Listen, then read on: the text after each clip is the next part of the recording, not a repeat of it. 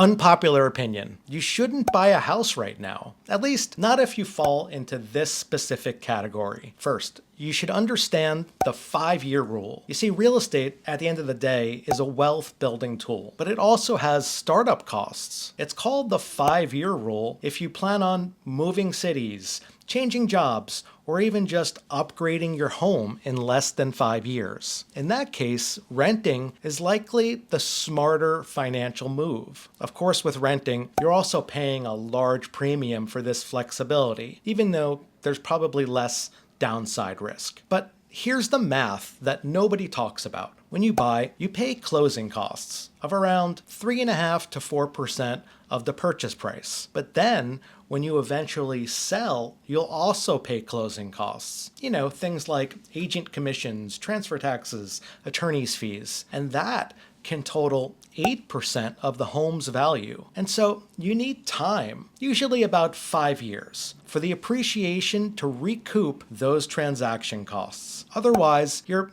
taking a big risk. The risk is that your appreciation won't cover your expenses. And if you're forced to sell at that point, you're going to take a loss. We usually don't recommend purchasing unless you plan on being in the space for at least 5 years. However, if you plan on growing roots or staying put, did you just get married or become a partner at your law firm, or have your kids just started school? Well, in that case, ignore everything I just said. Buying is the single best hedge against inflation and the best way to build generational wealth. My personal favorite is the forced savings effect of paying a mortgage each month. Want to see your specific numbers based on your purchasing budget? Reach out and we can schedule a private buyer consultation to see if purchasing or renting makes more sense right now. This is Todd Vitolo from the Columbia Vitolo team at Compass.